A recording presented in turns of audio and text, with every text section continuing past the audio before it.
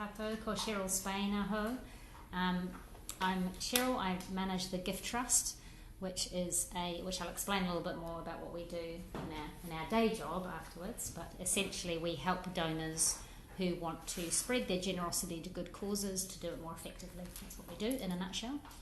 And I'll let Alana, by the way, myself and Alana are going to tag team on this presentation, so sometimes you'll hear my voice and then sometimes it'll be Alana. So I'll just let Alana introduce herself. Kia ora tātou, ko Alana Irving aho. It's nice to be here today. Thank you for having us. I have been working internationally with the Open Collective team, but I'm based here in Wellington. I don't know what my accent's doing these days. I was born in the US, but I'm a Kiwi now. I immigrated here about 10 years ago, became a citizen, and just really love this community and being able to work alongside Te Ao Māori and just all the cool things I think we can do here in Aotearoa. And I decided I really wanted to bring this thing I was working on internationally here to do kind of a local version, so that's what Open Collective New Zealand is all about. Back to you. Great. So we're going to talk to you about the Gift Collective, and I'm just going to apologise up front for all the gifts and collectives and opens, and there's a little bit of we'll explain why there's various different names. Essentially, it's a joint venture between two different organisations, myself and Alana's, so we'll explain on this slide here. So essentially, the Gift Collective is a brand new joint venture which we've set up in partnership between our two organisations, and the whole purpose and kaupapa of it really is it's a charity fund holding service. Some people call it fiscal sponsorship, there's different sort of terminology, but really the whole purpose of the Gift Collective is to help entities, community groups, groups of individuals who are doing some sort of community charitable benefit but who don't yet have a structure to do so, to give them all of the structure, to enable them to get up and running quickly, simply, effectively, and to get over some of the burdens of that setup phase. So that's it in a nutshell. We'll explain what it does in detail. And it's a joint venture because there are two entities involved. The organisation I run, called the Gift Trust, what we do, as I quickly said before, is we are a registered charity, registered with Charity Services. We've been operating for nearly 10 years. We're a philanthropic trust, and our whole kaupapa is about enabling donors to fund good initiatives and to get a fund up and running quickly and simply. So it's kind of the opposite. We're two ends of a spectrum. The Gift Trust looks at the funding side, and the Gift Collective is actually looking at the recipients of the funding. So we're the charity arm in the partnership, and Open Collective New Zealand is the other arm in the partnership, and I'll let Alana explain them. Sure. I mean, we work closely together, but what I am really bringing is about the tech platform, which I'll get into a little bit more. It's an open source software platform that really powers what we do, and it's really great to be working alongside Cheryl as a charities expert, so we can kind of bring those two kinds of expertise together. My background is in social enterprise tech startups, including crowdfunding and software for communities and collaboration. So that's sort of the perspective that I'm bringing. I feel like, as Cheryl said, we kind of have very aligned kaupapos between our organizations. The Gift Trust being about, you don't have to set up your own separate foundation in order to give philanthropically, and the Gift Collective is about, you don't have to necessarily set up your own charity and get registered and take on all of that burden just because you want to do good work in your community. They go together quite well. Alana also happens to be a trustee of the Gift Trust, so there's quite a few links there. So we'll just jump right in and we'll talk a little bit about the kaupapa of the Gift Collective and about why we set it up. As I mentioned, it's the Gift Trust part of it is a registered charity. So it's set up, the whole initiative is set up as a non-profit and run under the auspices of a registered charity. And really the purpose of why we set it up is to meet demand that we saw out there from community groups for a specialist fund holding service. So oftentimes what has happened in the past in New Zealand is that a small community initiative wants to get up and running. They start to think about applying for funding from the likes of, let's say, DIA or Lottery or various other entities.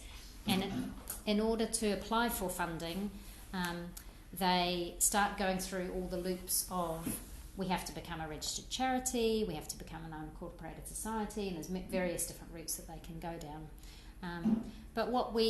So sometimes instead of doing that, they go to another charity and ask them to be a fund holder. So essentially they're set under their umbrella. And that's been happening very ad hoc, very loosely in New Zealand, and different entities that are the fund holder, they have to take on various risks, and so they can charge high fees, and it's kind of never been a specialist service to do this. And so this was really the demand that we saw out there, and we after speaking to Alana, realised that there's an international model that does this already, and we could bring it and adapt it for a New Zealand context. So it's all about creating efficiency in the sector to enable more funding to go to good causes with less overhead. That's basically what it is about. We've already explained the alignment of our two organisations, I think, fairly well, and that the Gift Collective brings the charity due diligence, the oversight, the ensuring that things may have a charitable purpose, and Open Collective brings the open source software side, and those two things merged together have created this rather beautiful little baby, we think, which we're putting out into the world. And it's an internationally tested model, as I mentioned. So that's just a little bit about the context of it.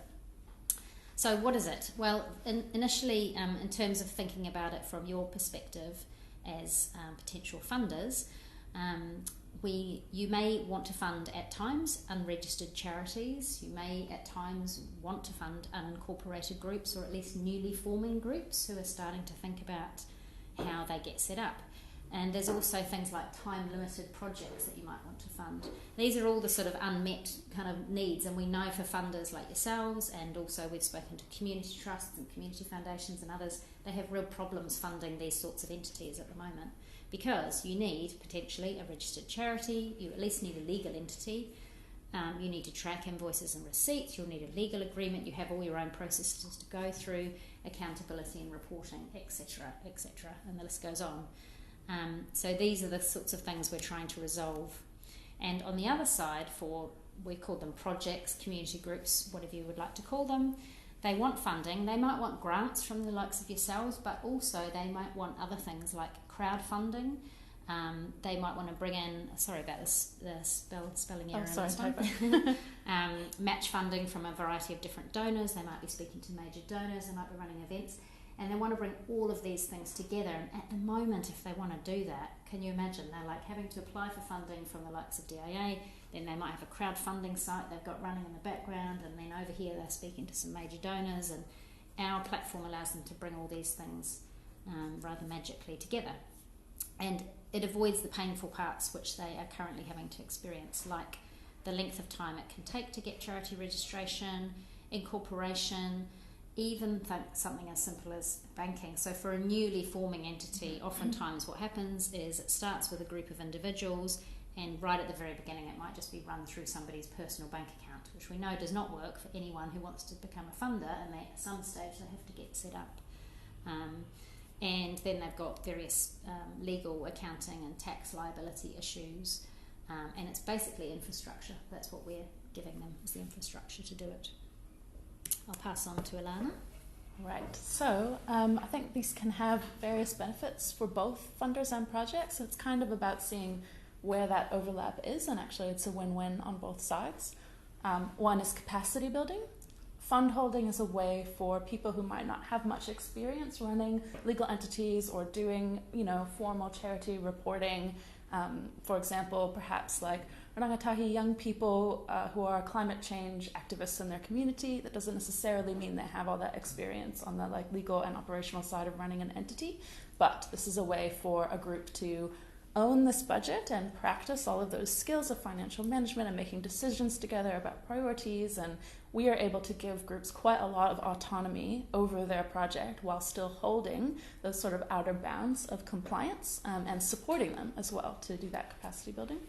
Financial sustainability, as Cheryl mentioned, it allows people to bring multiple funding streams together. So it doesn't necessarily mean that after this one grant, the whole thing sort of dissipates. It can continue. The grant can be just the first step to doing crowdfunding, or they can hold events and sell tickets, or get other kinds of donations, or get another grant in the future. And instead of starting over each time, it's building their community and building their page up. Governance is another thing that we can be really supportive of because we are holding the kind of outer bounds of the infrastructure. The way that the system is designed sets them up to play a specific role, which is about approving what they want to spend their money on and gives them that time to, just like if you have money that you own together, suddenly you have to have a conversation like, oh, well, what's important to us? How are we making these decisions? Who's in charge of this? And I think really start to clarify some of those governance questions. And I find that this helps groups have more staying power and be stronger. Again, while we're holding some of the, we run the legal entity and have really established governance, over the past decade and stuff like that. So we do have that oversight layer. Less compliance burden, so we'll show you in a moment how the software system works, but it basically automates a lot of reporting in real time. As they use the system, it transparently records everything, and they don't have to stop what they're doing and separately do reporting, because the funders can just come anytime, or their wider community or the people who they are out there working with can come anytime and see how it works and what they're up to. And if they do have to do separate reporting, it's really easy to export the data for that from the system. Flexibility.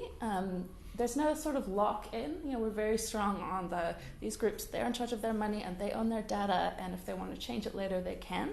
So they can always close down, or they can actually kind of graduate into their own entity and take their collective that they've built up, take their crowdfunders and everything with them. So I think it's a really good stepping stone to go with that capacity building piece. If they get there and they want to run their own entity, that's always going to be an option for them, or move to another fund holder or something like that.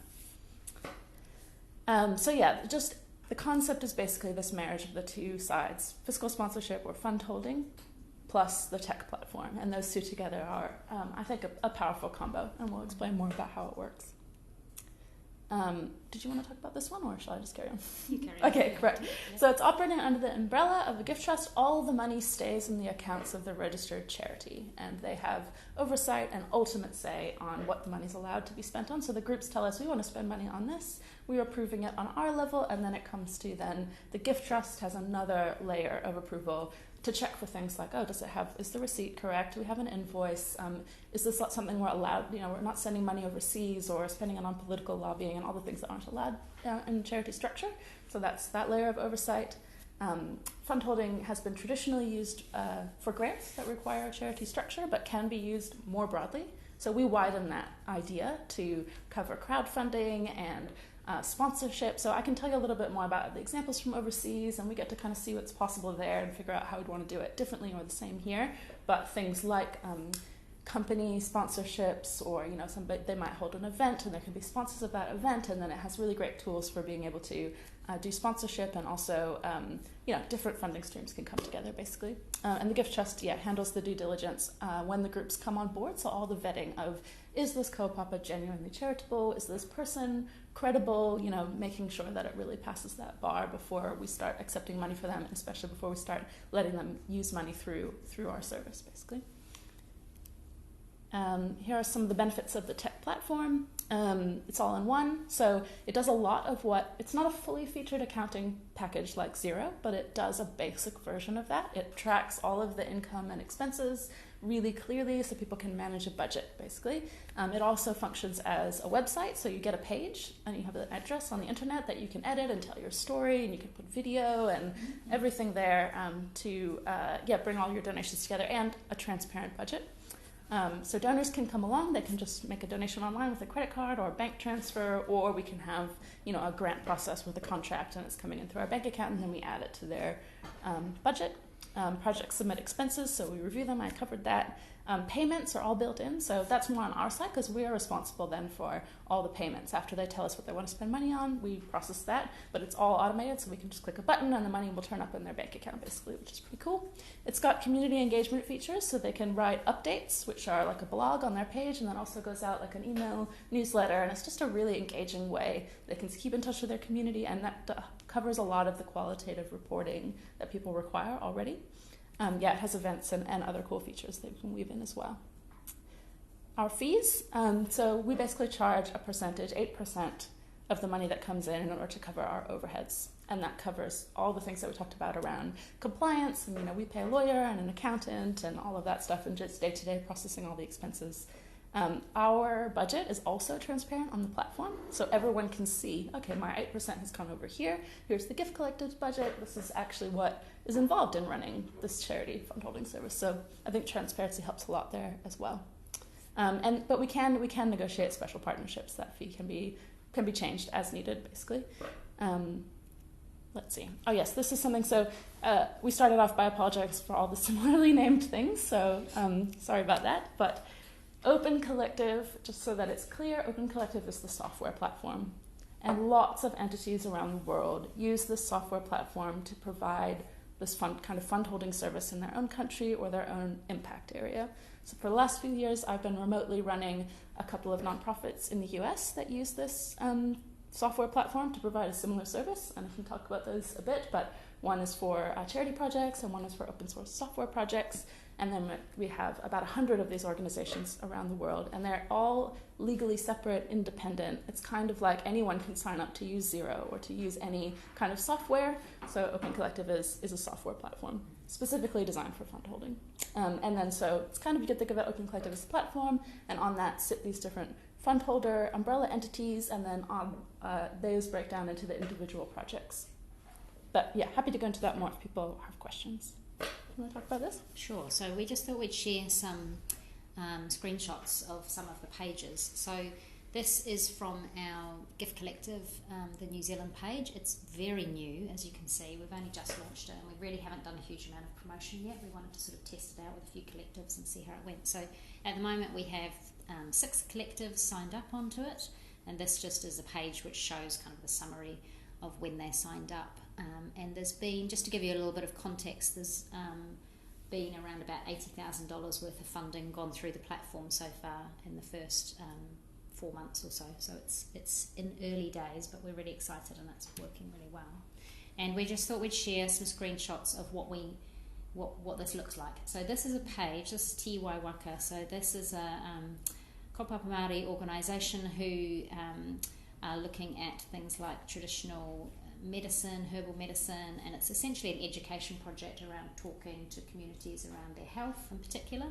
They've set up what we call a collective community project on the Gift Collective site. This is their page. They put their little logo, they put wording. If I were to scroll down, I've just shown you a screenshot, but you can see a much longer description of what they do, what their goals are and all of that. But this is their sort of top line page, and then you can see the little buttons which say contribute, budget, connect and about. So they have a contribute budget where, a contribute section here where individual donors can go on and make a donation.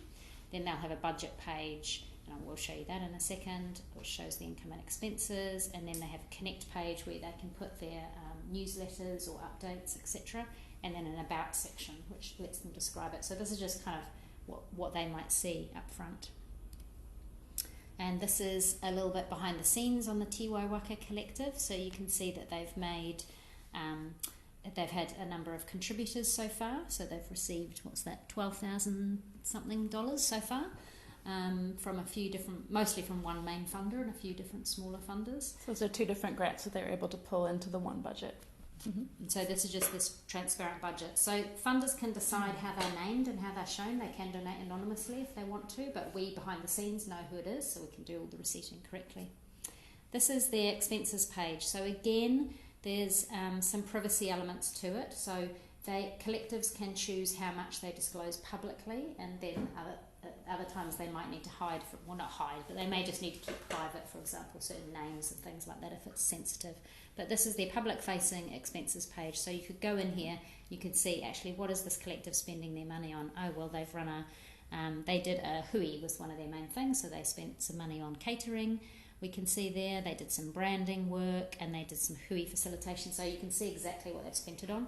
And behind each of those budget items, we have invoices that we've checked when they've come through to make sure it's charitable. So it's this is the reporting that kind of writes itself that I mentioned. As they spend the money, anyone can come along, a funder could come along and see, oh, this is what they're up to, this is how they're spending their money. God, could groups just link them? Yes, exactly. Yes, no more spreadsheets, and yes, exactly. Here's one of their blog posts that they put up, and this also goes out as an email to all of their supporters, and will go out to all the funders. and then lives on their page as a blog post. So it's that qualitative reporting side, but in a way that I think they are motivated to do, because it's building up their story and their community. It's not just for reporting back to the funder, but it functions like that as well. I just wanted to show you as an example of kind of what this could grow into. It'll be different in Aotearoa, but just to get an idea. So this is the US charity and fund holder entity that I run. It has 243 groups under it, and I just want to show you what it looks like when some of these groups get a bit more large scale and active.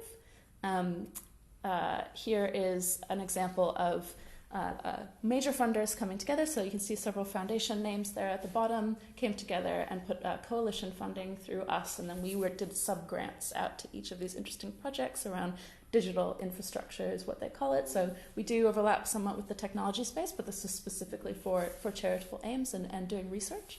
So that's an interesting way that the platform can be used, and then each of these projects has its own budget that they can submit expenses against, and so it's really easy to do sub-granting and stuff like that and keep everything straight.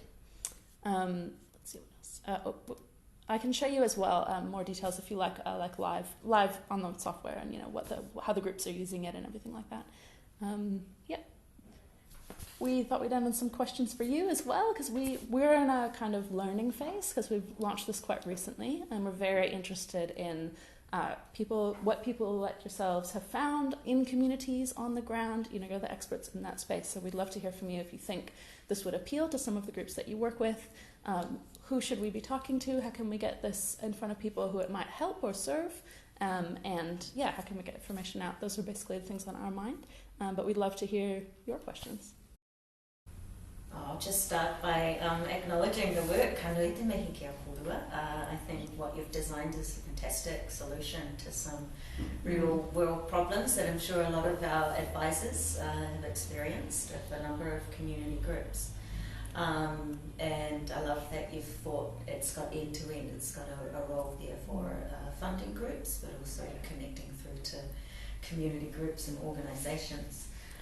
As you were speaking, I was thinking of something that's very relevant for one of our teams in the South Island at the moment.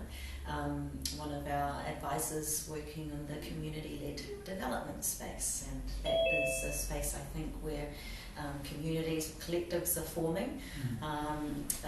Some of the practice has been to connecting with a fund holder in that community, and it creates some complex challenges, relationships, and the way that funding is distributed. So I can sense that there's a great connection to some of our community-led development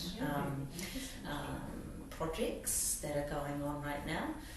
And I'm be happy to connect you with one of our team down there, because this could be a solution that we can put in front of one of our community partners at the moment.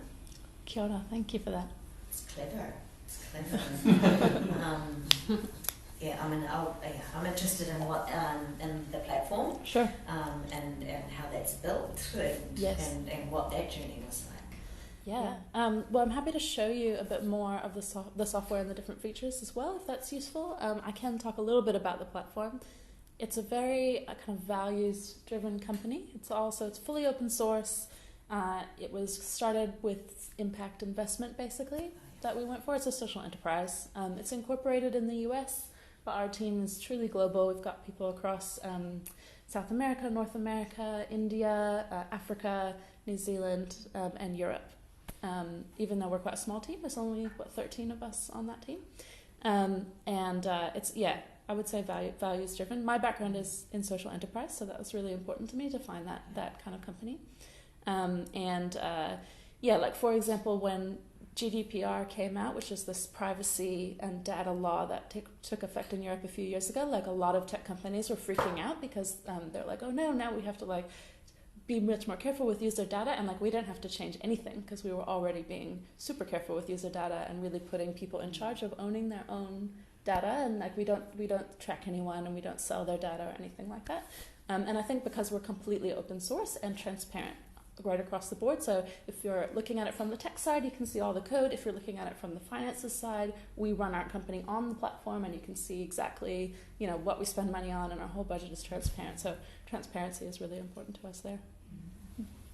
And we at the Gift Trust loved the fact that this was, we didn't design a platform here. I mean, that is not what Alana and I did. Alana had worked with her colleagues on this incredible platform already, and it was already operating overseas. So we loved the fact that it had a track record, it was already up and running, it was something specifically designed for fund holding, but we could immediately see from an Aotearoa perspective that it would have genuine application here, but it's flexible enough that we can adapt it where needed for a New Zealand context. Yeah, what So that's what we some like. of those adaptations that you've had to make?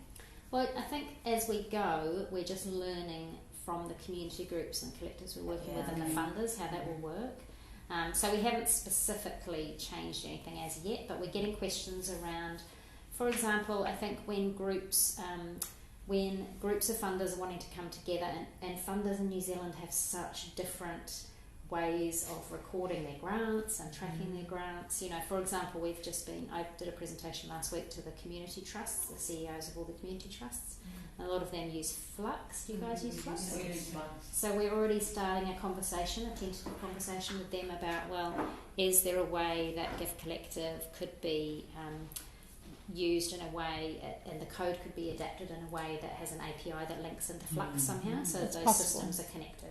So there's adaptations like that we could do for specific New Zealand entities that use a certain type of So it would be awesome, you've got the budget on your page anyway.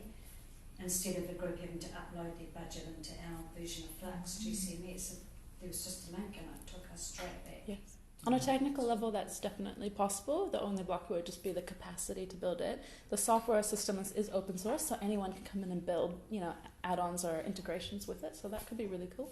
What kind of agreement do you have with any collective or small organisation in terms of, is there some kind of signed document or is there an online click, tick here kind of space? What does that involve?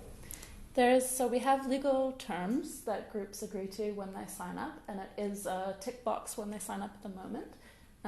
And for bigger partnerships or larger budgets, we could easily require, an actually signed version. We've done that before for some groups and other entities that I work through in certain situations. That's fully transparent as well. You can have a look through it, but it basically says, we promise to hold your money and we'll segregate it from our other money and we won't spend it on anything else, and you as the project leaders direct how the money is spent, but we will ensure that there's this kind of oversight and you're not allowed to do A, B, C things you're not allowed to do as a charity.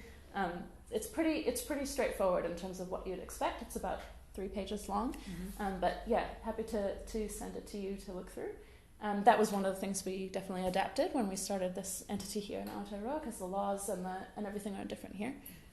And then alongside that, we have a very simple light touch application form which collectives sign up to when they're interested. So that's an application process. It's much shorter than the likes of a funder would use, because essentially all we're wanting to know at that stage is what are their goals, what's their purpose, where are they thinking of seeking funding from, and what are they thinking of spending the money on. But we're not asking for a budget at that stage, for example, so it's more of a narrative descriptive thing. We're checking that, but oftentimes we will go back to projects and ask additional questions. So sometimes they'll put something in their application we're a little bit unclear about, something to do with the charitable intent. What we're looking for really is the charitable intent, and we'll go back and ask additional questions. So that's a time when, and then when they sign up to the terms, that's the time when we're checking charitable intent.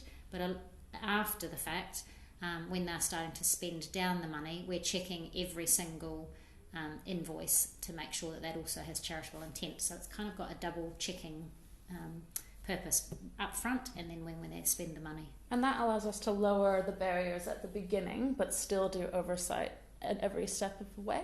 And I think that's important. I was going to just speaking to your question a moment ago of how we've adapted here. We have had particular interest from Māori groups, and so I think I don't want to put words in their mouth about what's resonating with them, but it's probably something around we're designed for people who want to work collectively. It's a way that multiple entities can put money in a neutral space. I've had some inquiries about a couple Marae want to fund something together, but if it's in any one of their accounts, that gets a little bit, there's some tension, blah, blah. So that's interesting. And then also we're able to do a lot of the kind of just box ticking for the frankly, Pākehā systems out there that are required that are not necessarily made for how those groups want to work. So that's caused me to adapt how I explain what we're doing more. The onboarding process as well, I think, it needs to be adaptable for a more Māori way of like, how do you introduce yourself? We're talking more about the whakapapa of this project and how, anyway, I just think we're learning a lot as we go from people of what they would like to know and what helps them feel comfortable and start to build trust. And because of the way we function, we don't have to do that all loaded up front at the very beginning where it's just a yes or a no. It's like we can say yes to starting the relationship and then kind of expand as we go. We require a request to come in through our system, obviously, Flux.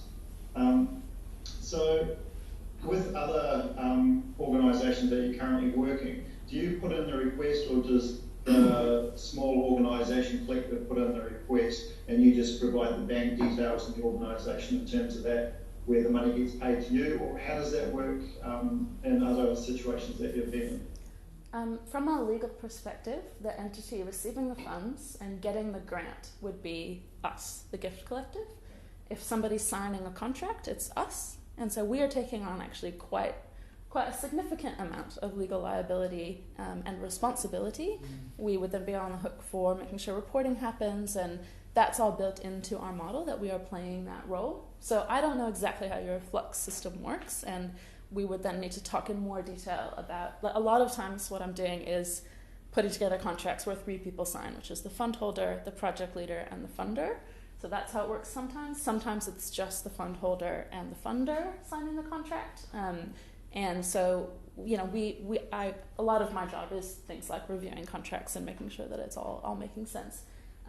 That's something that I would, if people are interested in perhaps working with us, I would love to get together into a conversation and really understand in more detail how your system works and how your applications work and everything, and then we can talk about how to fit it in. I think we have had many instances where we've been able to reduce overheads for funders a lot, like significantly, especially when it comes to distributing out lots of small amounts.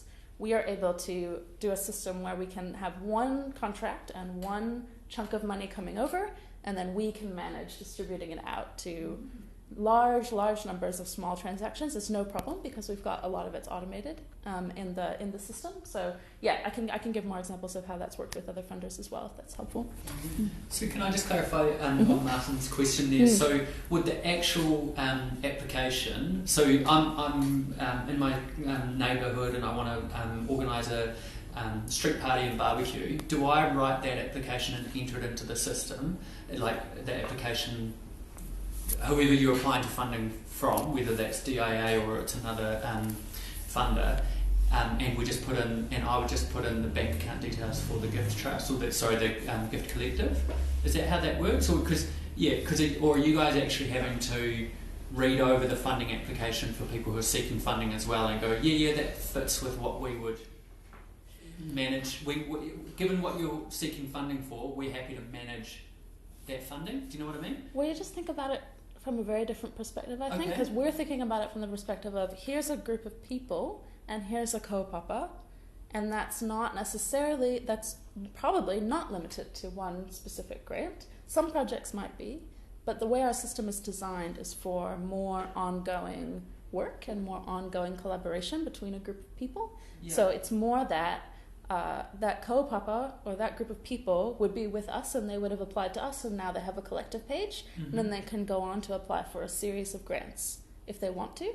Sometimes it will just be a one-off grant, one project, that's fine, we can work with that as well, but just in terms of the point of view that we're thinking from, it's more from that perspective. Okay. But I think to add on to that, about your specific question, I think the project will always have to apply, but we will always be the legal entity. So I think, we're not in a position, we don't want to be writing people's applications for them because we're not the expert on their project. Yeah.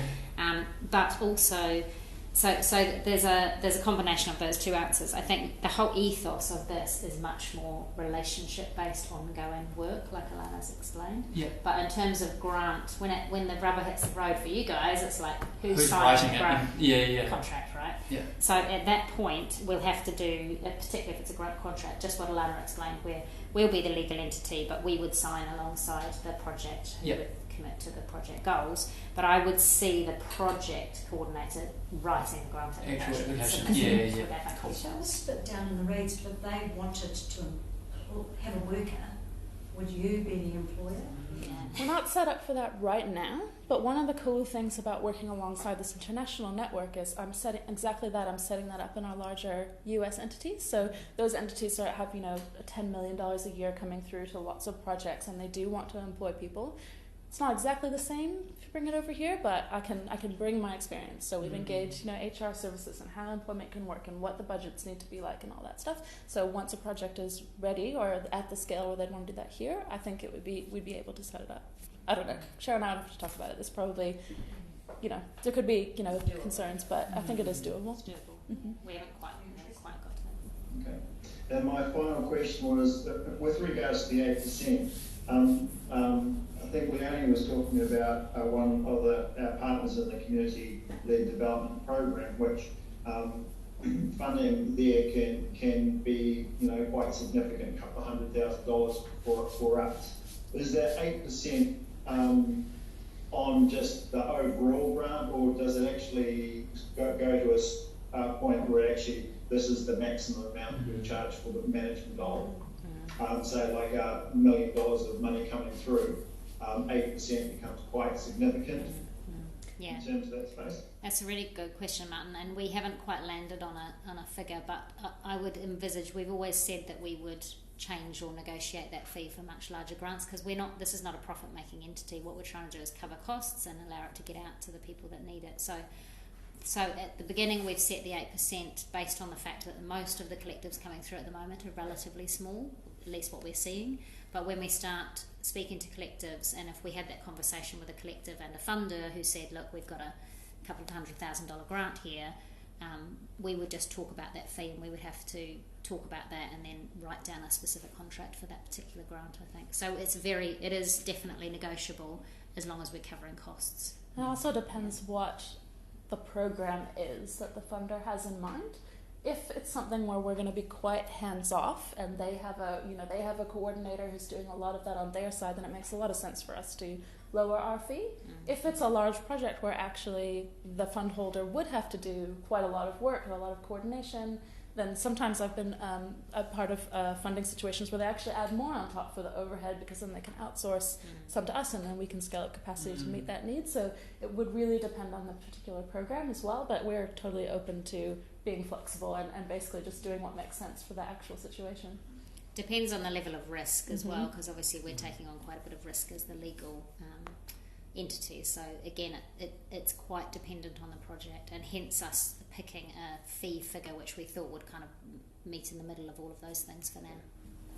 And I think my last question was around, working remotely. Obviously, you've got organisations around the country in terms of that, and they access the system remotely and everything like that. But do they ever have a monthly meeting with you to actually just go through how things are tracking or anything like that, or it's just everything's actually done online after the initial signing of the contract?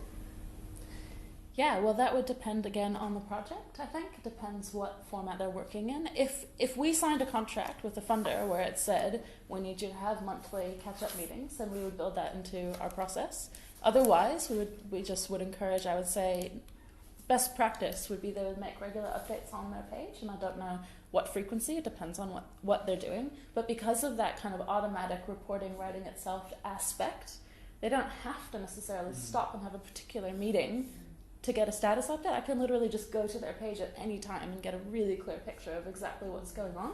And then also there's functionality in there where I can contact them and ask questions, and then we're in touch regularly, because every time an expense comes through, every time they spend money, it goes through that two-step approval process with the project leaders approve it, and then it comes to us. And so I've got eyes on every expense, and there's a comment thread on every expense. So if something's happening and I want to know more about it, I can just talk to them and they get notified. And there's a lot of tools built in, but again, it would really depend on the project. In the States, and Alana was saying one of the really cool things, because of the way the system's built, she can basically download all the data and provide it to, in the States they have to provide it to the equivalent of inland revenue. But that sort of stuff, just around that accountability of being able to just bulk download all this data, and it's got line by line where each dollar went. That's pretty awesome. We can do pretty cool things around that as well. So, for example, if we had a partnership with a funder that was a program that was going to result in, say, 100 small grants, we can, in the system, connect them all part of the same program. And then if the funder wants really detailed data, we can just export all the data for them, and you can give it back to the funder, and then you can dig into it in as much detail as you need. We can also do custom reports or basically whatever's required. So yeah, I was saying that we've been working with our auditor for our US charity entity, and it's actually been super easy to do an audit, because we've just been able to be like, oh, you want us to drill down into this expense? That's great. I can just click over here and we can see all the details. So it does make that stuff a lot easier. I have a question. I'm just wondering if you can tell me examples of that in the US where it went wrong. So for charity services, a lot of our issues are with small groups that don't have very good idea about governance, and you're a little bit removed. So how would it? I mean, if someone, if it went wrong, what would you do? Yeah, we haven't had any huge disasters. Part of it's luck, and part of it's because we have systems that help us see what's going on. And you're not, for example, a group physically cannot spend money that they don't have, because they can't pay it out of the system if they don't have the budget, for example. So that prevents that from happening. We're dealing with some issues in our US entity right now where people are trying to help very marginalized communities in their local cities. For example, houseless people who don't have access to the internet, who are unbanked, and so they're wanting to give them direct cash support. And of course, then that creates an issue for us on compliance reporting.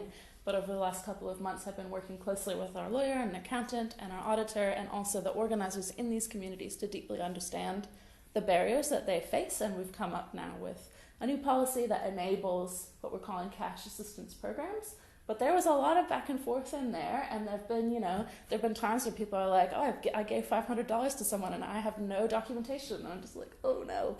But we're working it out, and so we're able to follow the lead of the communities and follow the lead of what they're telling us they need, but play that role of, okay, how do we make this work in the compliance environment? I can speak lawyer and accountant and auditor in a way that they can't necessarily, but they can speak to their communities in a way that I can't. So yeah, there's been some complications, but we're working it out. And so you've got some argy-bargy with the governance group, and you've got two people giving you different directions. How do you deal with that?